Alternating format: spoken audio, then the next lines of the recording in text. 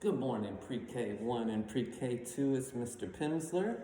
I hope you're doing okay at home. And today I'm going to read you a book entitled Raccoon on His Own. And you can see the raccoon right here. The author's name is Jim Arnosky, and the author is the person who writes the words. Here we go. Sit back, relax, and enjoy Raccoon on His Own. In the dark swamp. A swamp is an area where there's a lot of water and plants. In the dark swamp, a new day dawned like a sleepy eye opening slowly. A small wooden boat floated, nudged against some mud. So if you can see, here's the swamp, and here's the boat, and the boat got stuck. It nudged against the mud. The mud was soft and sandy. A mother raccoon with her young came to dig and search for food. So you can see, here's the mother raccoon right here, and here's the babies. Okay, there's 3 babies, and they came to dig for food right next to the boat. Mother found a crunchy crawfish. A crawfish is like a little shrimp or a lobster. It's a little small sea creature. So Mother found a crunchy crawfish. 2 of the young raccoons dug for crawfish near the boat. The 3rd raccoon was not hungry. He wanted to climb. So as you can see, here's the 3rd raccoon. He was not hungry, so he decided to climb into the boat.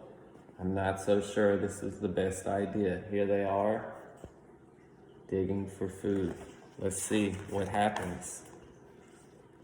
The hungry raccoons quickly dug up all the mud around the boat. With no sticky mud to hold it, the boat began to float away. Okay, so they dug the mud down here away, and when they dug the mud that was holding the boat together, the boat began to float down the river. You can see these birds that were in the swamp. And there's the one raccoon, and there's his family looking at him as he begins to float away.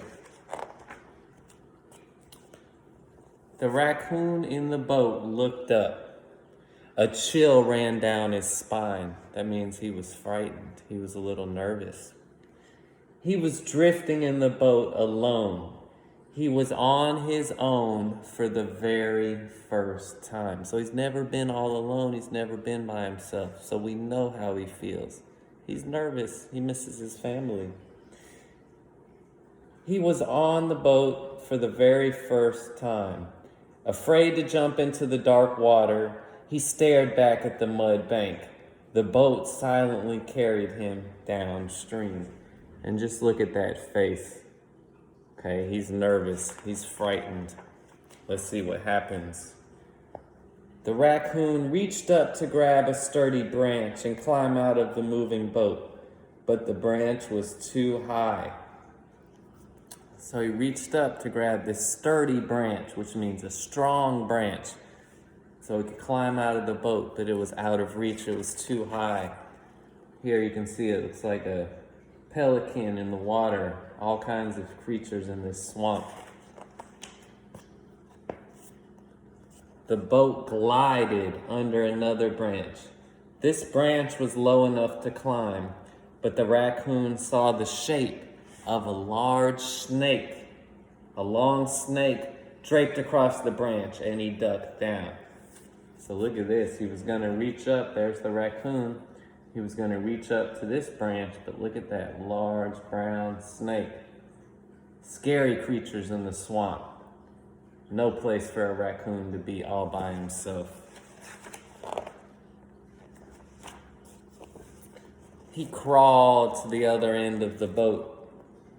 Downstream, he saw shadowy shapes of plants and trees sticking up out of the water. The raccoon looked into the dark stream and saw a raccoon looking back.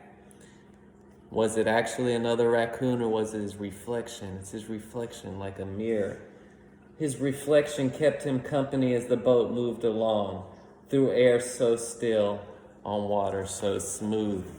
So you can see the raccoon here he is, he looked down in the water, and in the water he saw a reflection. That's a reflection of him.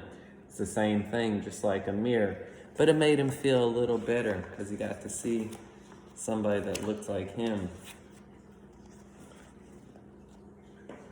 As the boat passed through a bunch of water lilies, something huge made a great splash. Now look at this. Down here. Looks like the tail of a crocodile or an alligator. But let me show you something that I noticed in the background. You can see right here, there's his family watching him. Okay?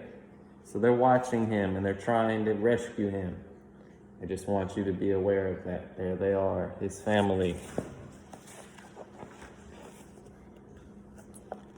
It was a great big alligator that had been hiding under the lily pads. Okay, there he is. The alligator was hiding under the lily pads. And here is the raccoon peeking over the boat. This is some scary stuff, frightening, make you nervous. Sweet, sweet, sweet came a sound from above. The raccoon looked up and saw 5 young warblers. Sweet, sweet, sweet, the birds called down. The raccoon chirred back. Okay, so there was a family of birds that he floated underneath. And I think that made him, it reminded him of his family, and maybe he was missing them even more when he saw the family of warblers, birds. Look at this. 3 tiny turtles swam up to the boat. The raccoon reached into the water to touch one turtle's shell, and all 3 scattered away. Of course they scattered away. They were frightened. He reached in. Here you can see there's the turtles in the water and the boat above. And the raccoon reached in trying to grab the turtles. I wonder if he was trying to be the turtles' friends. A mother merganser paddled by, leading her 9 little ducklings. The raccoon watched the ducklings swimming close to their mother. Okay, merganser. This is a type of duck. And you can see the duck right here and all the babies, and there's the raccoon peeking over. Let me show you something I noticed. Look in the background.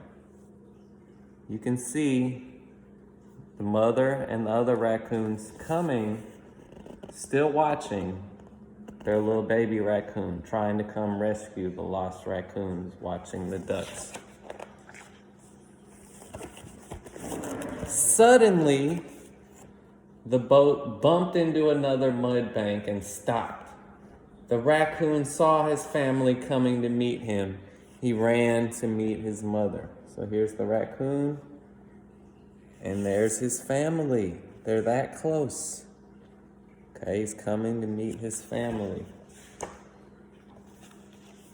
And just like that, they were all together again downstream.